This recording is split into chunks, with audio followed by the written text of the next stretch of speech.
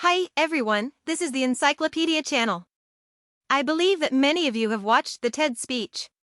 The stories and thoughts of each character can give us great inspiration, but we think that there are 10 big names who are the most worthy of each of us to see. So, who are the 10 big names? After watching this movie, you will know the answer. The top talents in these 10 TED Talks condensed and streamlined their half-life valuable experiences, and showed and shared them in a short time. During the sharing, they will go deep into your heart and constantly flush your cognition. 1. Matt Walker, sleep is your superpower. Let me ask you a question first. Why do you stay up late when you are sleepy? I guess everyone knows the dangers of staying up late, but just ignore it. Live in a time of haste and live a life of misery. The status quo of most people is very similar. Go to work at 7 in the morning and go home to rest at 10 in the evening, and the free time every day can be calculated by minutes. Why? Many people attribute the reason to work and study, saying that they take up our little rest time. Simply put, it means revenge for work and study. Even though I was very sleepy, I still had to play on my mobile phone, eat late-night snacks, and play games. I had to go to bed at 2 or 3 in the morning to feel fulfilled. In fact, we regard physical overdraft as the capital of hard work, and the final result will be a vicious circle, with poor physical fitness and self-destruction. This speech vividly described the importance of sleep. Even Daisy only paid attention to the problem of sleep after reading it. Today I put it in the front only for one purpose. I hope that I will not stay up late after reading it, and having a good body is more important than any cognition.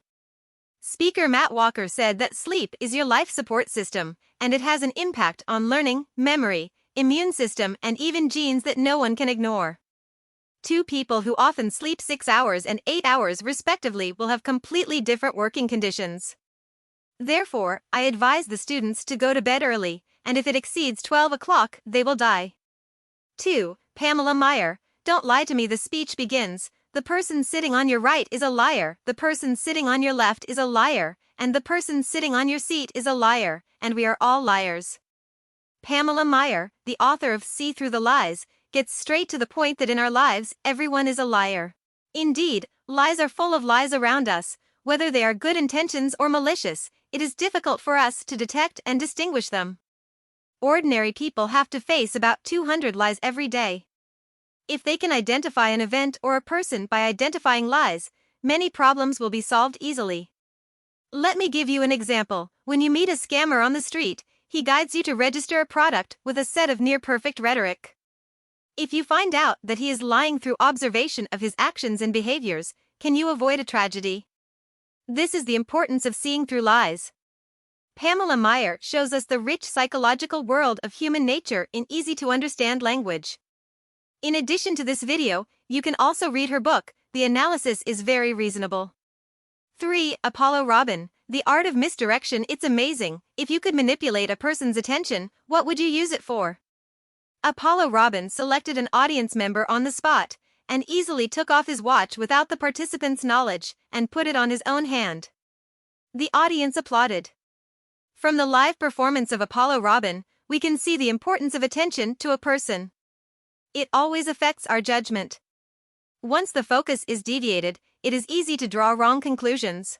Brain clues and magic to solve the case. At the end of the speech, Apollo Robin responded to the beginning and asked everyone, "What am I wearing today?" There was an uproar in the audience. Changed clothes in case. The art of misleading is not to quietly steal other people's wallets, nor is it to control others as you like, but to let people discover the charm of attention and let you understand people's weaknesses. As one of the world's greatest pickpockets, even though Apollo Robin possesses superb technology, he only steals watches to understand people's behavior habits, and then shares his achievements. I suddenly remembered the story of covering the ear and stealing the bell. The starting point of the bell thief was to weaken the attention of others, but he did not expect to use the wrong method. In retrospect now, the fables of my childhood still contain a lot of psychology. For Caesar Kuriyama, 1 second every day. I give you 1 second every day, what do you want to do most? A second is very short and passes in the blink of an eye, so in real life, a second is almost ignored by everyone. But many people have never thought that 365 days a year, 1 second per day, there are about 6 minutes in a year and 60 minutes in 10 years. What can you do in just 6 minutes or 60 minutes? The speaker Caesar Kuriyama revealed the answer to us, that is, remember the past and leave memories. Caesar Kuriyama started to record 1 second of video every day when he was 30 years old. When he is 80 years old, these videos will be 5 hours in length. These 5 hours are enough to record his life. Every frame, every moment, is a wonderful part of his life. He wants to re-look at the past at the end of death, so as not to leave with regrets. I really like Caesar Kuriyama's approach. He made life into a movie. Brilliance and failure are part of life. If we only leave moments of brilliance or failure, then our life will be too unreal. From now on, record your life for a second every day. After 1 or 10 years, you will see obvious changes and see the way you used to work hard for your life. 5. Julian Treasure, How to Speak So That People Will Listen. It was only after graduation that I felt more and more that speaking is indeed an inescapable skill. In the early days of my business, I accidentally got too big a deal because I could speak, and I messed up an important cooperation because I said the wrong thing. Luckily, in my frantic search for self-improvement, I found this talk. Uncle Julian Treasure summarizes the 7 most common mistakes in speech from 7 angles: gossip, judging others, spreading negative energy, complaining, excuses, whitewashing and exaggeration, and stubbornness, and guides you how to speak to make it easier for people to accept. In addition to these, Uncle Julian Treasure emphasized the 4 qualities of speaking, which roughly means, what you say should be concise and true, so that the other party feels that you are a trustworthy person and think more for the other party. This is simply a speech full of dry goods. From the beginning to the end, there is no superfluous things mixed in. I recommend students to read it several times. 6. Meg J., 20 years old, Time Will Never Come. Watching this speech is to enjoy the gentle flushing of the world view. Meg J. said it very well, 30 is not the new 20, so recognize your adulthood, gain some identity capital, leverage your not-so-immediate relationships, choose your family, don't be fooled by what you don't know. Things are limited, and the decision to live your life is up to you. To put it simply, there are 3 points. 1. Forget about the crisis of self-knowledge and get some capital for identity recognition. Identity capital is doing things that increase your self-worth. 2. Don't overestimate your circle of friends. Sit in a well and watch the sky. 3.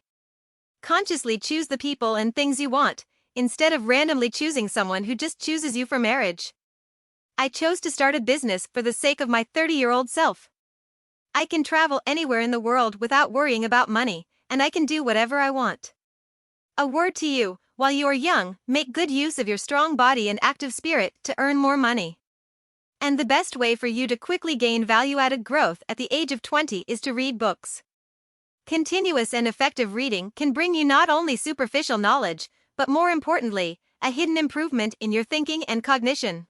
7. Dan Gilbert, Why Are We Happy? Why are we happy? I never thought about this question until I watched Dan Gilbert's talk and was very inspired. It turns out that happiness can be artificially synthesized, and the artificially synthesized happiness can be real and lasting.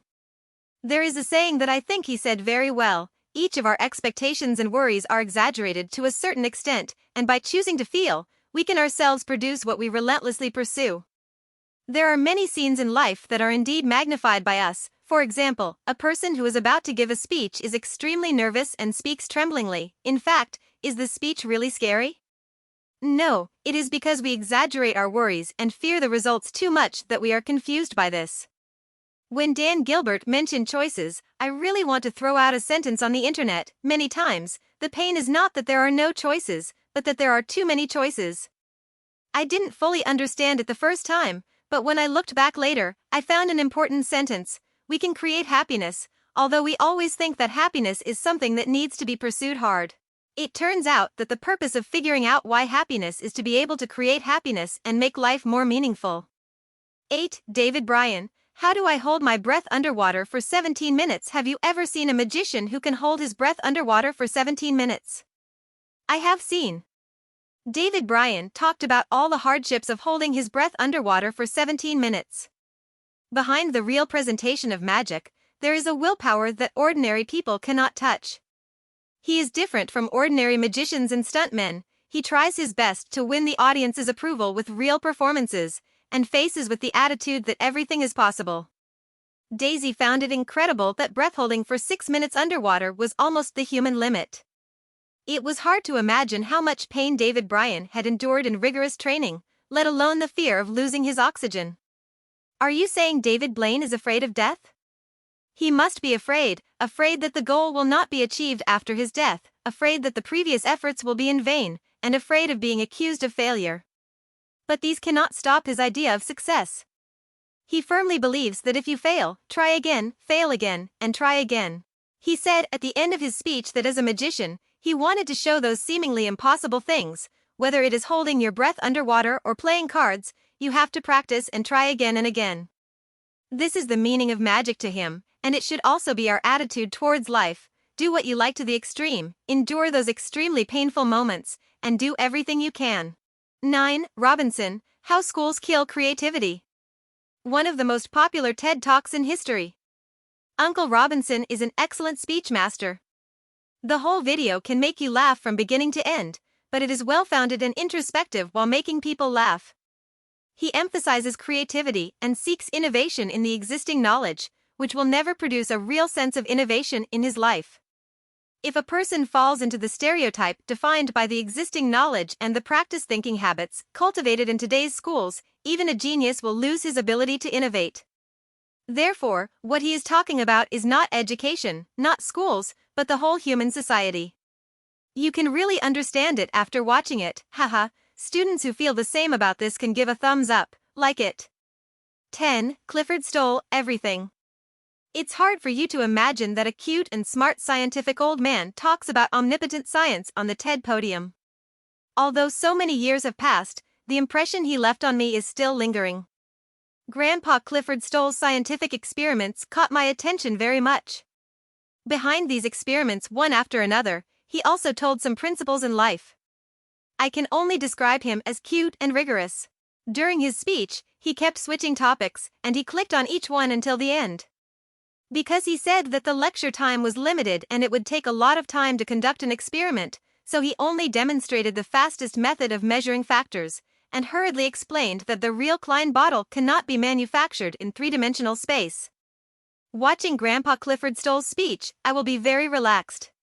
From time to time, he will jump up and down like a child, and from time to time he will take out a weird instrument. The humor and love for science are vivid in him.